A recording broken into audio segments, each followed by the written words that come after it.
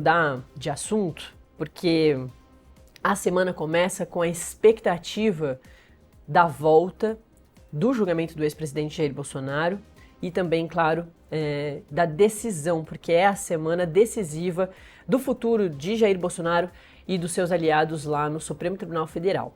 Depois do relatório, manifestação da Procuradoria-Geral da República, que é a denunciante, e sustentações orais das defesas dos 8 réus do chamado núcleo crucial da trama golpista, os ministros da primeira turma da Corte começam a votar. O primeiro a proferir o seu voto é o relator da Ação Penal 2668, o ministro Alexandre de Moraes, a partir das 9 horas da manhã desta terça-feira. De acordo com a apuração do Metrópolis, Moraes deve levar cerca de 4 horas para expor os fatos, apontar as penas ou a absolvição a cada um dos 8 réus. O ministro ainda deve responder a questionamentos das defesas e deliberar sobre as chamadas preliminares, que são questões processuais a serem resolvidas. O relator apontará as condutas de cada réu de forma individual. Cada acusado tem um papel dentro da trama golpista, conforme narra a PGR. O ministro analisará se há material probatório, se tem prova suficiente para a condenação e se devem ser aplicados agravantes que podem aumentar a pena. Bolsonaro, por exemplo, é apontado como o líder dessa organização criminosa, o que pode ampliar o tempo de pena. Todos os 8 réus são acusados de atuar contra a ordem democrática e 7 integrantes do núcleo de Bolsonaro respondem a 5 crimes, inclusive Bolsonaro. Sendo que o deputado federal Alexandre Ramagem responde a 3. Logo depois do relator, o próximo a votar é o ministro Flávio Dino. A expectativa é que o magistrado leve cerca de 2 horas para proferir o seu voto sobre mérito e preliminares. Esses 2 votos devem encerrar a terça-feira de julgamento. Luiz Fux deve votar na quarta-feira. Nesse dia, o julgamento começa também às 9 e termina ao meio-dia. O Metrópolis apurou que a chance de haver pedido de vista na ação penal é pequena, principalmente por parte do ministro Luiz Fux, que em outras ocasiões dentro dessa ação já divergiu de Moraes em pontos do processo, em especial, em relação às versões da delação de Mauro Cid, que foi foco central das defesas. Fux deve tomar boa parte da quarta-feira para proferir o seu voto, que deve divergir de Moraes, principalmente do que diz respeito às penas impostas para cada crime confirmado. Em seguida, votam Carmen Lúcia e Cristiano Zanin, que é o presidente da turma. O voto dos 2 ministros deve adentrar o dia 11 de setembro. O último dia do julgamento, previsto para 12 de setembro, será a sexta-feira dessa semana. Quando todos os ministros votarem, será feita a dosimetria da pena, uma espécie de ajuste dos votos de cada ministro para saber qual será a imputação real a cada um dos réus.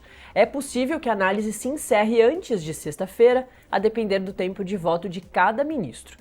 Para conversar comigo sobre as expectativas para esses 4 dias de julgamento que a gente vai ter nessa semana, eu chamo a advogada criminalista e professora da FGV do Rio de Janeiro, Maíra Fernandes. Maíra, é sempre um prazer te ter aqui, muito bom dia. Vamos lá, semana decisiva, né, para a justiça brasileira, para a democracia, não só do Brasil, mas do mundo, né, para as democracias do mundo. Afinal de contas, a gente tem um ex-presidente da República que pode responder por golpe de Estado, por tentativa de abolição violenta ao Estado Democrático de Direito, além ali de aliados de alta patente do Exército e também de pessoas que faziam parte do governo dele, que eram também muito próximas a ele. Maíra, será que os ministros dão conta? Durante essa semana, a gente, da sexta-feira para cá, tem aí acompanhado, né, o ministro Alexandre de Moraes pedindo ao presidente da turma mais 2 sessões, que seriam o dia todo de quinta-feira, porque esse dia não existia lá na agenda da primeira turma para o julgamento, pedindo, portanto, já entendendo que os ministros todos devem se prolongar nas suas falas, afinal de contas é um julgamento inédito, né? Sem dúvida, bom dia, prazer estar aqui no Metrópolis novamente, ainda mais sabendo que está fazendo aniversário. Bom, de fato, é um processo, né, uma importância enorme, histórica, em todos os aspectos, e é um processo muito denso. Então, foi prudente a medida do ministro Alexandre de Moraes de pedir mais um dia, porque, obviamente, todos os ministros precisam se manifestar, falar, enfim, debater. Há muitos pontos a serem discutidos. Por quê? Primeiro porque os argumentos da Procuradoria da República foram todos, claro, rebatidos pelas defesas dos acusados. Todos. Então, cada acusado rebate o seu principal ponto da acusação e todos os outros. Então, como é que vai ser esse julgamento? Começa primeiro com a leitura do que nós chamamos de questões preliminares. O que são essas questões preliminares? São questões que ainda não entram no mérito propriamente da acusação. Não entram, portanto, no mérito de se aqueles acusados serão absolvidos ou condenados, mas discutem, na verdade, se existe alguma questão de nulidade, se existe algo que antecede, inclusive, essa discussão de mérito. Então, esse tempo de discussão certamente vai demorar também, não sei se uma sessão inteira, mas algum tempo de discussão, né? Então, começa com a leitura do voto do ministro Alexandre de Moraes e do debate sobre esses pontos, né? Esses pontos das questões preliminares. Depois, passa-se a questão de mérito, que é propriamente a acusação. E vejam, eles vão decidir se cada um daqueles acusados deve ser condenado em relação a cada um dos crimes. Isso significa que um determinado acusado ele pode ser absolvido de um crime e condenado em outro crime, né? Ele pode ser absolvido totalmente e um outro acusado ser condenado totalmente. Então, haverá uma discussão em relação aos crimes e em relação aos acusados. Então, cada argumento de defesa precisa ser ali analisado pelos ministros do Supremo Tribunal Federal no seguinte sentido: a Procuradoria-Geral da República conseguiu fazer prova sobre aquilo que ela afirma? Porque vocês já devem ter ouvido falar na lógica de quem acusa precisa provar, né? Esse é um jargão. E é assim mesmo. A Procuradoria da República faz a denúncia e acusa os acusados dos crimes tais, né? Então, nós estamos vendo aí na tela: organização criminosa armada, abolição violenta no Estado Democrático de Direito, golpe de Estado, deteriorização do patrimônio tombado, dano qualificado. E ela precisa fazer prova em relação a cada um desses crimes. Então, significa que Jair Bolsonaro, por exemplo, vai responder sobre organização criminosa armada. A prova de que ele fazia parte de uma organização criminosa, de que ele era o líder dessa organização criminosa, porque é isso que a Procuradoria fala, né? Durante a instrução, houve alguma prova que tenha rebatido esse argumento em sua totalidade, a ponto de fazer com que ele seja absolvido? Aí vem a discussão sobre a abolição violenta do Estado Democrático de Direito e golpe do Estado. Há uma discussão técnica, porque há algumas defesas dizem, por exemplo, que eles não devem ser condenados nos dois crimes, né? E sim apenas em um dos crimes, e isso haverá uma discussão entre os ministros. Passando por esse argumento e concluindo que sim, eles podem responder por os dois crimes, há provas de que Jair Bolsonaro participou de cada um desses crimes e por aí vai, né? O ponto, por exemplo, da deteriorização do patrimônio tombado, que tem muito a ver, e o do dano qualificado tem muito a ver com 8 de janeiro, né? Algumas defesas fazem argumentos no sentido de, olha, meu cliente não tem absolutamente nada a ver com 8 de janeiro, ele não tinha nenhuma ingerência, ele não estava lá, né? Então, a defesa que diga, não, ele não tem nenhuma participação, ele não estava, ele não participou, ou ele não se omitiu, ele não se ausentou. Então, tudo isso são argumentos que vão ser analisados para cada um desses crimes. Então, pode um acusado ser condenado em organização criminosa, abolição violenta do Estado Democrático de Direito, golpe do Estado, e não ser condenado em relação aos episódios de 8 de janeiro, de deteriorização do patrimônio e dano? Pode. Isso vai ser uma discussão que vai ser feita ali. Não sei se vocês observaram, o ministro Alexandre de Moraes, no primeiro dia agora dessa segunda fase, ele começa fazendo todo um discurso sobre o processo em si e tal, e num determinado momento ele fala ali da individualização das penas, no sentido de que cada acusado vai responder e que podem ser todos condenados ou não, até levantando uma dúvida, e será que ele vai absolver alguém? Né? É porque, sim, ele pode absolver alguém. E mais, não é só ele que pode absolver alguém. Né? De fato, em tese, a própria Procuradoria da República poderia ter pedido a absolvição de alguém, né? O que nós sabemos não fez, mas nas alegações finais ela pediu a condenação de todo mundo, mas poderia, em tese, ter pedido. Como não pediu, pediu a condenação de todos, é esse argumento da Procuradoria que agora vai ser debatido por todos os ministros, um a um. Então, é claro que isso vai demorar. Assim, e é importante que demore. Tá? Um processo como esse, ainda mais um processo em que discute uma tentativa de golpe do Estado, é fundamental que todas as regras de um processo penal democrático sejam respeitadas. Então, o contraditório, a ampla defesa, esse debate, ele precisa ser o cerne desse julgamento, que é, sem dúvida, um julgamento histórico. Maíra, a gente viu lá na semana passada, que foi a primeira semana desse julgamento histórico, um momento em que realmente não eram esperadas novidades. Por quê?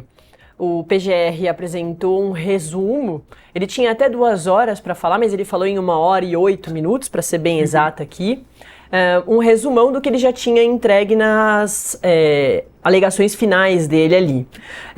E realmente não trouxe nenhuma novidade, disse que os 8 precisam ser condenados e reforçou que o líder dessa organização criminosa é o ex-presidente Jair Bolsonaro. Entendendo dessa forma, né, dá pra gente ter o entendimento de que o líder, então, teria a maior pena. A gente já acompanha, inclusive, civis que estão sendo condenados lá por causa da quebradeira, da destruição dos patrimônios, dos palácios na Praça dos Três Poderes em 8 de janeiro de 2023, com penas de até 17 anos, né, que vêm sendo bastante criticadas, mas a gente consegue entender que, se condenados, os 8 aí devem receber penas maiores que essas, porque essa, no entendimento da denúncia, é a turma que organizou todas essas frentes de trabalho dessa trama, porque eram diversas frentes e diversas pessoas. Então tinha ali uma coordenação dessas pessoas e o líder disso tudo é o ex-presidente Jair Bolsonaro, de acordo com a denúncia. Na parte das defesas, a gente também não teve nenhuma grande novidade. Todas as defesas já tinham entregues as suas alegações finais e também fizeram em 1 hora um resumão daquilo que entregaram. E, de certa forma, ali também usando o recurso midiático, que é de aparecer ali para toda a população que estava, claro, assistindo. O que a gente teve de um pouquinho de novidade, ou de uma fala maior ali, de quem ainda não tinha falado bastante sobre o caso, foi o próprio ministro Alexandre de Moraes, o ministro relator, que fez também ali a apresentação de um resumão do caso antes de todo mundo começar a falar. Isso posto, esta semana agora, que é a semana decisiva, aí sim a gente deve ter novidades, né? Porque já tem um entendimento até de pessoas muito próximas ao ex-presidente Jair Bolsonaro que eles serão todos condenados, mas que eles estão na espera das penas. E para além das penas, onde vão cumprir essas penas, né? Então, assim como você muito bem pontuou, os ministros todos vão fazer essas decisões, mas é o ministro Alexandre de Moraes, é o ministro relator do caso, que vai dizer onde cumprir essas penas, né, Maíra? Então, realmente, essa semana é que a gente deve ter elementos novos, algumas surpresas, pode ser, alguns ministros pontuando ali entendimentos diferentes a partir de tudo que foi entregue pelas defesas e também pelo PGR, né? Sim, essa também é parte do debate. Então, vamos lá, eu expliquei. Primeiro, as preliminares. Então, por exemplo, a discussão sobre a colaboração de Mauro Cid. De fato, várias defesas questionam a colaboração de Mauro Cid. Esse foi um ponto muito importante das sustentações orais e foi muito importante que a defesa do Mauro Cid tenha dito que, olha, meu cliente não foi coagido. Então, muitas defesas falavam em coação, mas é um argumento que fica um pouco mais enfraquecido a partir do momento em que a própria defesa de Mauro Cid sustenta a importância da colaboração e diz que ele não foi coagido. Então, passado isso, vamos ao mérito, absolvidos ou condenados. Se condenados, pena. Isso também vai gerar um mega debate, tá? Porque às vezes o debate é por meses, né?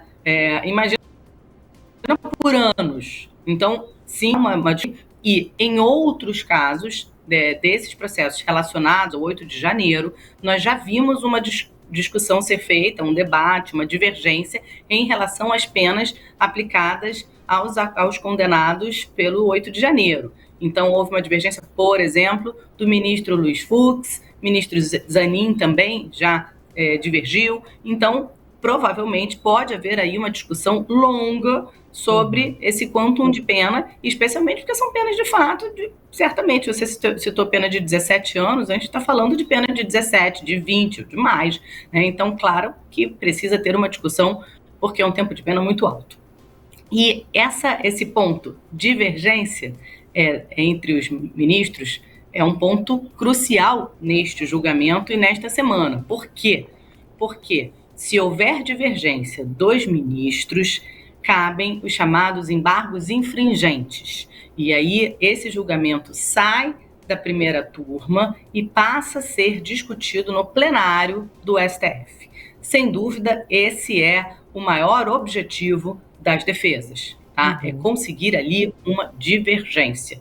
Porque depois de terminado esse julgamento desta semana, eu acho que ela vai avançar, né, assim, sem dúvida, a semana inteira. O ministro Alexandre de Moraes pediu mais dias de julgamento. Então, resolvida a questão da condenação e das penas, cabem embargos de declaração, tá? Que são embargos de declaração são aqueles embargos para sanar algum tipo de contradição, obscuridade ou omissão no julgamento. Em um processo grande como esse, em um processo que tem muitas acusações e muitos argumentos, é muito fácil fazer embargos de declaração, porque é muito possível que a decisão seja omissa, pelo menos omissa em algum ponto que a defesa tenha levantado. Então, a defesa vai dizer, olha, o julgamento não falou sobre este argumento aqui que eu levantei. Isso é perfeitamente possível acontecer, né, de caberem, claro, que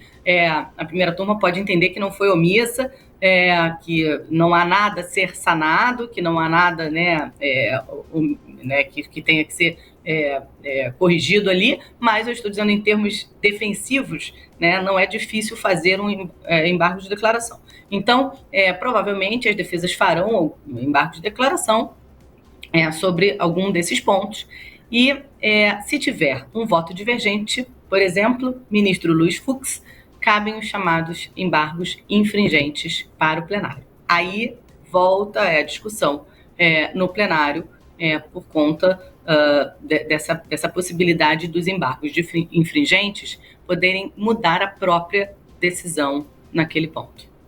Maíra, eu ia te perguntar justamente sobre isso, porque esse também é um julgamento que trouxe, né, que traz diversas discussões sobre o próprio rito, ou o próprio ministro relator, que é vítima, né, tá ali em uma dos planos dessa suposta trama golpista. Tinha inclusive o plano do assassinato do ministro Alexandre de Moraes, que é o punhal verde e amarelo, é o plano para não só matar o ministro Alexandre de Moraes, mas o presidente Lula e o seu vice, Geraldo Alckmin, quando eles venceram lá em 2022.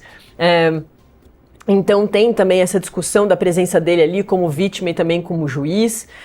E tem, claro, a questão deles todos estarem sendo julgados já no Supremo Tribunal Federal. Então, por isso que eu queria te perguntar sobre esse ponto de estão sendo julgados no Supremo Tribunal Federal, mas mesmo assim cabem diversos recursos, né? Você já adiantou bastante isso. As defesas ainda têm caminhos a percorrer depois, antes mesmo até do trânsito em julgado para acontecerem as prisões, né? Sim, cabem esses dois recursos. Cabem menos recursos, de fato, Natália, do que se tivesse sido na primeira instância. A comparação ali, por exemplo, do processo do ex-presidente Lula, começou em primeira instância, né? Então, juiz Sérgio Moro. E aí, primeira instância. Depois, cabe sempre a apelação dessa condenação para o tribunal acima. Então, no caso, era o TRF. Né? Depois, cabe para o STJ. E depois do STJ, chega no STF. Esse é o caminho natural de um processo. Se não tiver essas questões, né, que como nesse caso em questão, tenham puxado a competência para o STF por conta dos outros processos que, inclusive, já corriam no STF. Essa questão já está superada, mas ela, de fato, foi muito debatida. De fato, muitas defesas levantaram esse questionamento, inclusive em relação a uma possível suspeição do ministro Alexandre de Moraes. Afinal de contas, ele era vítima nesse mesmo processo, o que poderia prejudicar a sua imparcialidade para julgar. Então, é muito importante, é um requisito fundamental de um julgamento, a imparcialidade do julgador. Ele não pode ser contaminado por nada. Vocês devem se lembrar também de um julgamento também histórico que reconheceu, o STF reconheceu a suspeição do ex-juiz Sérgio Moro em relação aos processos do Lula, dizendo que ele não era imparcial. Então, de fato, esse é um argumento que foi muito levantado pelas defesas da suspeição do ministro Alexandre de Moraes, porque ele estava ali na qualidade de vítima. Só que essa questão já foi superada, já foi discutida, e não vejo espaço para nenhum reconhecimento agora, a essa altura, de que o ministro Alexandre de Moraes não tivesse condição de continuar na votação.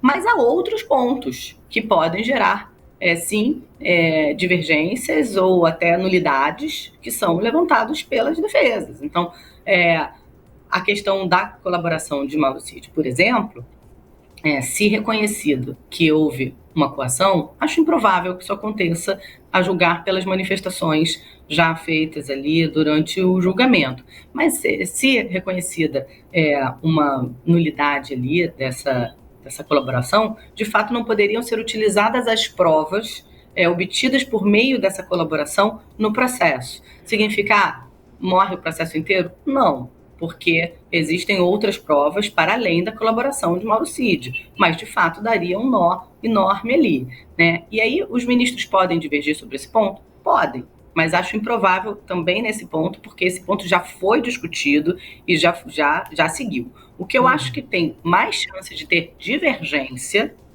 é o argumento em relação, são as penas, né? Sim, podem haver divergência em relação aos crimes, por exemplo, do 8 de janeiro, talvez, mas acho que também não é tão provável, mas acho que vai ter, sim, divergência em relação às penas, porque nós já vimos, não é um achismo chutado, né? É com base nas manifestações dos ministros em processos anteriores que analisam o 8 de janeiro, por exemplo, que tem a ver também com essa trama golpista, com essa tentativa de abolição do Estado Democrático de Direito, de golpe do Estado. Então, eu acredito que possa haver uma discussão em relação às penas e que, sim, havendo um voto divergente, ou dois, isso vá para o plenário.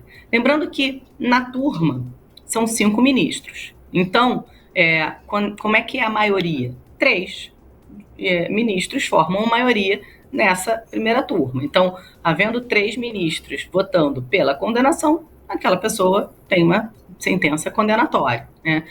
Esses 2, se divergirem, poderão, em relação a esse ponto, caber embargos infringentes que levam ao julgamento do plenário. E é tudo tão curioso, né, na história toda, que amanhã, então, o ministro relator abre, tem esse já entendimento aí de que ele vai pedir a condenação. Depois Flávio Dino deve acompanhar, de certa forma, o ministro relator. E aí o meio desse processo todo é justamente o ministro Luiz Fux, que já vem trazendo algumas divergências ao longo desses julgamentos dessas outras pessoas relacionadas ao 8 de janeiro. Então, a gente deve começar a terça-feira com esse entendimento da condenação, passa pelo ministro Flávio Dino seguindo ali o ministro relator, chega na quarta-feira no meio da semana com o meio do julgamento, que é o ministro Luiz Fux, que pode trazer, portanto, essas divergências. Aí acaba a quarta-feira, se a gente tiver realmente a quinta-feira inteira para a continuação dessas discussões, aí a gente vai ter a ministra Carmen Lúcia e o ministro Cristiano Zanin, presidente da primeira turma, que tem essa curiosidade de que lá no processo do Lula, ele era o advogado do Lula quando o presidente Lula foi preso. Então tem esse outro elemento, né, que deixa a história muito curiosa e interessante, né, enfim, de informações interessantes. E aí na sexta-feira pode ser que, então, portanto, na quinta-feira a gente pode ter já a condenação ou a absolvição, porque eles formarão a maioria. E aí na sexta-feira que a gente deve ter um dia todo dessas discussões grandes aí das penas, né, da dosimetria das penas, claro, se eles forem condenados. Maíra, pra gente encerrar, só queria te perguntar sobre também, tem muitos militares aqui em todos os núcleos, né, são 4 núcleos na trama golpista, mas no primeiro núcleo, junto do ex-presidente Jair Bolsonaro, a gente tem diversos militares, generais, né, na maioria aqui generais, tem inclusive general da reserva, mas outras pessoas ali que estão, né, na ativa ainda. Tirando Mauro Cid, que desistiu, né, do militarismo ao longo desse processo, lá na semana passada, disse que não tinha estrutura emocional para continuar, os outros passarão pela justiça militar também depois do STF, né, Maíra? E vão ser julgados dentro, enfim, dos seus cargos ali dentro do militarismo, né?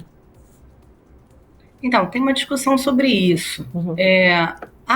Na minha opinião, a decisão do STF ela é soberana sobre a condenação ou absolvição. Uhum. Tá? Eles vão responder internamente também, né, na corte sobre outras questões de crimes militares. Mas isso não significa que a corte militar possa se sobrepor a uma decisão de condenação do STF, porque o STF é a mais alta corte do país. Né? Então, de fato, o STF decidirá se eles serão condenados ou absolvidos. Se me permite, Natália, tem uma coisa só que nós não falamos aqui das possibilidades ao longo dessa semana, que muito se falou também. A possibilidade de pedido de vista. O que é esse pedido de vista? Né, muita gente está perguntando aí. Durante um julgamento, existe um ministro relator, que é o ministro, no caso, Alexandre de Moraes. Ele é o responsável ali pela condução do voto, ele que apresenta o voto e os seus argumentos. Em qualquer julgamento, um ministro, ou no caso, né, se for um desembargador, se for um tribunal abaixo, mas no caso do STF, um ministro pode pedir vista para analisar uma determinada questão mais detidamente, já que ele não é a pessoa que tenha o maior, né, contato com os autos, né, inteiros e essas provas inteiras, embora todos eles têm acesso à íntegra do processo, mas eles não têm essa responsabilidade que o ministro relator tem dessa condução. Então, quando eles ficam com alguma dúvida sobre algum ponto, o ministro pode pedir vista do processo para poder analisar aquele argumento mais detidamente, aquele ponto. Então, muita gente está perguntando, será que algum ministro vai pedir vista?